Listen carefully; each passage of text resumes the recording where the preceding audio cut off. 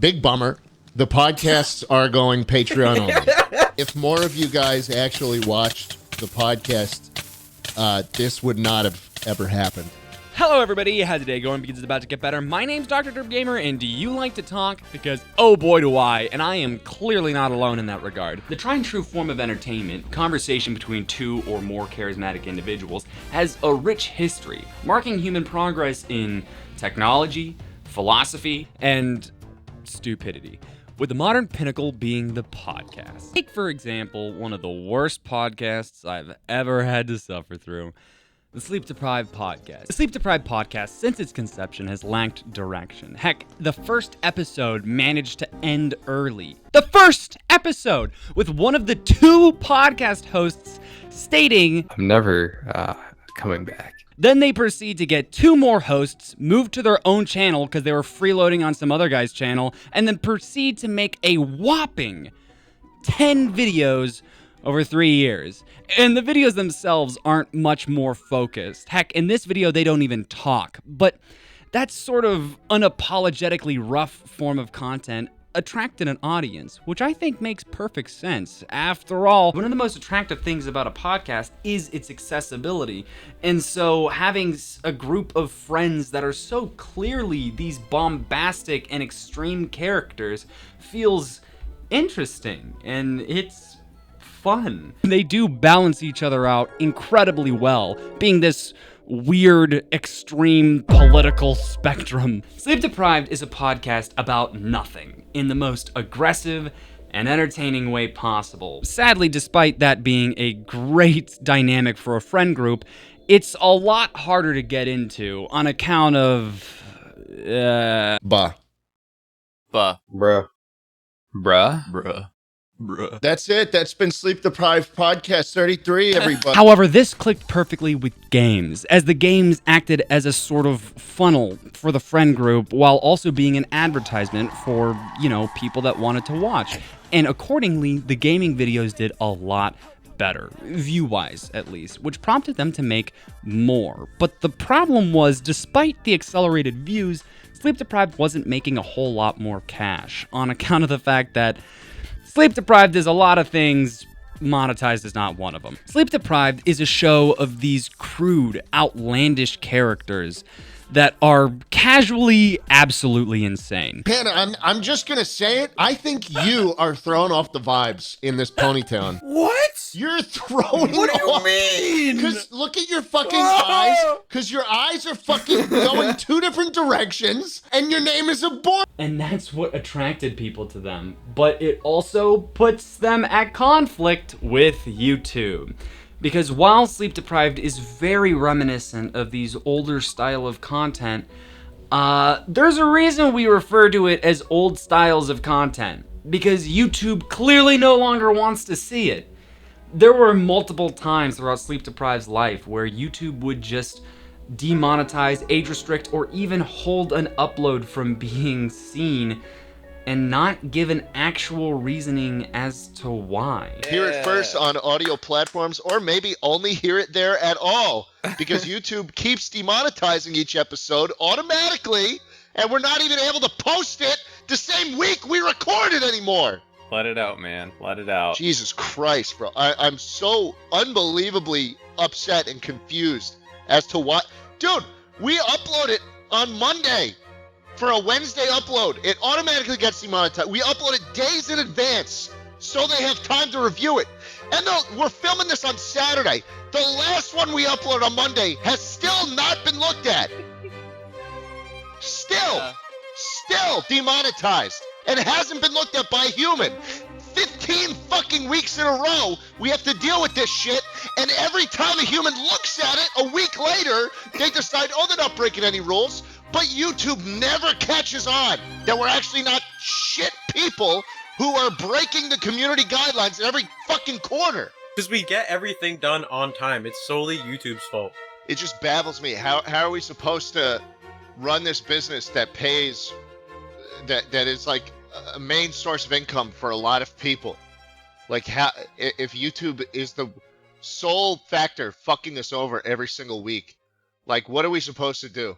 And this led them, of course, to alternative forms of monetization. They went through the typical lineup, sponsorships, merchandise, but what seemed to do the best was the implementation of a Patreon. They started their Patreon May 14th of 2022, stating, It's not going away. In fact, it is getting longer. they were trying to retain a sense of consistency while not jeopardizing the quality that fans love. And so they tried to add a membership where they didn't take anything away, they just gave 30 extra minutes to those who were willing to pay. But as time went on, there grew more and more of a rift between the podcast and the gaming content, made incredibly more notable by one of the members quitting the podcast and not the gaming content. And so around 2 years after their initial announcement, they made the announcement that the podcast was going entirely Patreon exclusive. Listen. Our most devoted followers who love the podcast, they already support us through the Patreon because that's where the podcast content thrives anyways. If you're upset by this at all, you basically don't care about us one bit. Now, obviously, people didn't like paying for something that had previously been free, but the logic was those that really cared about watching the podcast probably already paid or were a lot more willing to pay because most of the views at that point were going to the gaming content. And so, taking it entirely offline really wasn't going to affect that much. The membership method is a sort of Costco style of monetization. Most of Costco's money doesn't actually come from the groceries, but the memberships and subscriptions. And it's not like Sleep Deprived is the only podcast to do this. As a matter of fact, whenever they made the initial statement, they stated, The Yard has completely perfected the way podcasts work on Patreon. And basically we copied everything they do to a T. and it's because the balance for monetization and accessibility is more prominent than ever. Due to the simple nature of podcasts, it's a lot easier to tell whenever they're done soullessly and just for money. And so a real sense of interest has to be made. So it's important for things to feel fair and reasonable. The membership method seems to work so well because of that balance that it seems to inherently have. Sure, you're paying money, but you're more so supporting something and enabling something that you're a fan of. The key is to reward those who do pay without punishing those who can't pay. And that balance will depend from show to show. After all, as I said at the beginning, it feels like there's an infinite number of these, all with different ways to go about monetization. But what seems to work for most of them is sponsorships. Because whenever a podcast has a more set theme or topic, it's a lot better able to sell you something. Like an exercise podcast selling you some supplements or a weightlifting routine, or a finance podcast scamming you. This conversation is supported by Jupiter, the most used decentralized trading platform on Solana and the largest DAO in the world. Cashcard, my go-to card to spend my stablecoins directly with my Apple Pay to buy anything, food, coffee, or plane tickets without having to use a bank ever again. Bitwise Asset Management, the crypto specialist asset manager with more than $10 billion in client assets and more than 30 crypto solutions across ETFs, index funds, alpha strategies, staking, and more. 3. A stable layer 1 blockchain that's fast, secure, and affordable, built by previously developers that delivers the benefits of free with ease. I think whenever it's interaction-based, the membership methods tend to get used more because you're kind of selling that interaction. You see this a lot in the Dungeons and Dragons sphere, which, is selling not only the interaction of the hosts, but also the characters, story, and world. So it's natural that most of them fall into that membership style of content, with the pinnacle of this being, of course, I don't know how this is gonna go, but you know how we do. Whatever happens, we're just gonna roll with it.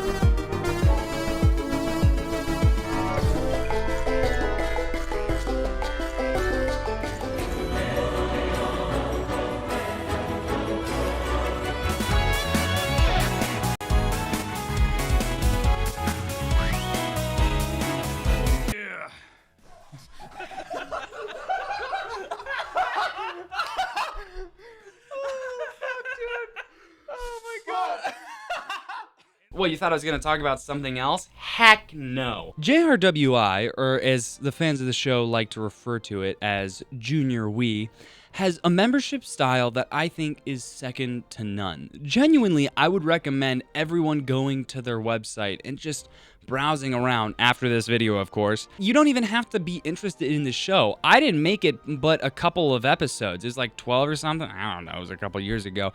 But still, it's something that you don't have to be interested in the show to still see the site and see how interesting it is. I mean, truly, this is a premier website. From every single corner of it, it's made clear that they really care, which is really important for a membership. It's actually a good idea to have these free podcasts, or at least free segments of them, because to be entirely honest, membership sites don't do a very good job of getting your podcast out there. So having this sort of notice or announcement in a public medium is kind of necessary.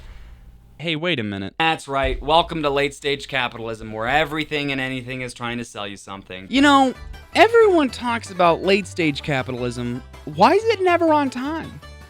What? Podcasts have been put in a very interesting position where they both make an audience and also a consumer's desire to buy that product. Because let's be honest, whenever you see some out-of-touch corporate mask trying to sell you something that you don't care about, you're a lot more likely to disregard it than someone that you go out of your way to listen to and interact with. It's not a corporate mask. It's someone that you look forward to seeing, that you've spent hours listening to and hanging out with. It's your friend. And this creates an incredibly dangerous dynamic where podcast hosts will manufacture themselves to be more marketable and this ridiculous over-sensationalized figure that just feeds off of shallow ideals and selling you ways to be better, but it's not true betterment. The modern podcast problem is the classic issue of accessibility, monetization, and balance.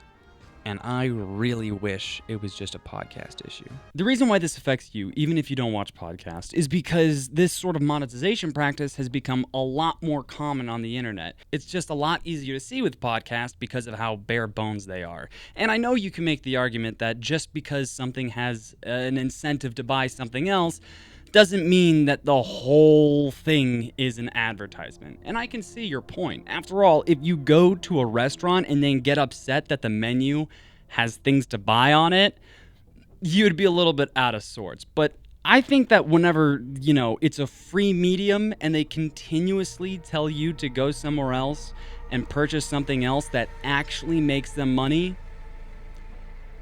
it's kind of an advertisement. But I don't want to make it seem like I think that's inherently a bad thing. I think that whenever it's done properly, it's only beneficial, as it helps bridge the gap of what both creators and viewers want. Viewers want to see high quality videos, and creators want to make those high quality videos. It's just a separation of means and figuring out how to make enough money to be able to sustainably do that. Because there's a third party, the algorithm of whatever site you're working with, either that be Spotify, Apple, or YouTube, you have to accommodate them because you're on their platform. Problem is, this is not always done properly. Think, whenever Logan Paul wanted people to like him again, he made a podcast where he pretended to be more mature and understanding. A character like Andrew Tate could only exist because of podcasts and their accessible nature. And it's what led to him having this definitely not a cult following. And I know we all joke about it, but whenever Haley Welsh wanted her internet fame and wealth to go a little bit further, she made a podcast. You can just say that it's natural selection at work for the people that, for some reason, bought the cryptocurrency. But regardless, you can't deny that her being able to take advantage of people would not have been as easy if there wasn't the accessibility of a podcast. And people listen to these podcasts as well. There is a huge misinformation epidemic with podcasts as of the moment because they're not going for the most accurate, they're going for the most clickable. It doesn't take an actual professional to get clicks. It just takes an actually ridiculous take. Gigantic files that they get, you would never be able to see them in their actual resolution on a regular monitor in the first place. You're talking about a photo of the Earth. Photo of the Earth from 22,000 miles away, and they take one every fucking 10 minutes. Looks CGI to me. I think the way that Sleep Deprived has progressed has shown one of the most thorough and blatant instances of progressive monetization. They work hard on entertaining people, but if they just left it up to the platform that they were on, they wouldn't be able to sustain themselves. And so other forms of monetization became necessary. They needed to think consciously about where the money was coming from. Whenever you have a show that has monetization, I think it's important to put it through a test. Does the monetization exist so the show can exist?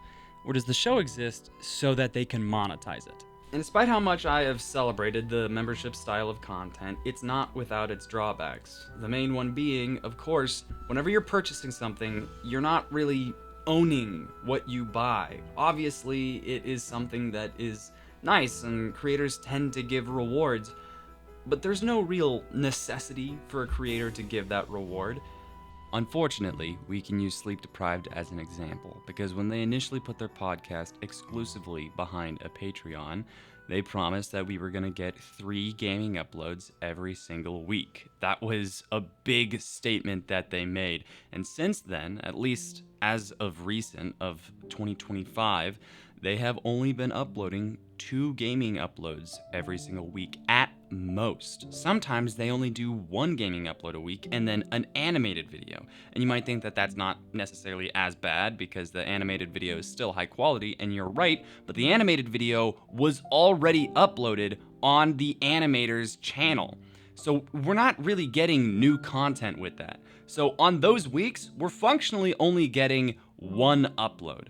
And obviously 2 is not that much worse than 3, but it's more so that they haven't explicitly told us that they were going to only do 2 uploads a week. They did not communicate that anywhere. You cannot find it on the Reddit, Twitter, even the Discord doesn't say anything about it. I would entirely understand it if they needed to have a bit more time, or it was an issue of quality or running out of games or something, but they need to communicate that.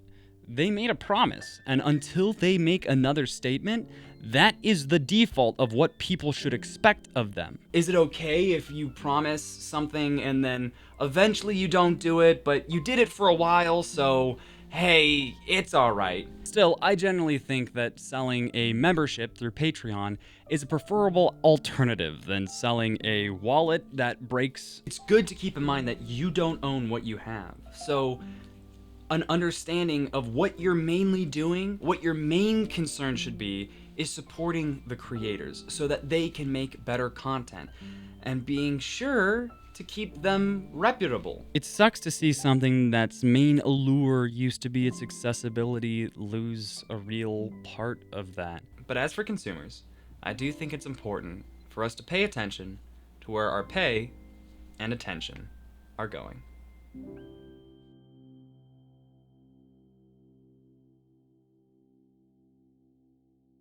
Podcast is made up of 4 things. Mika, a panda. No. Shoot. Why do I love Mika. I'm a big Mika fan. You know something? I didn't even watch Mika. I didn't even know the difference between 3 of them. It was just Jay Schlatt and the other mildly different voices. Thankfully, Astro is trans now.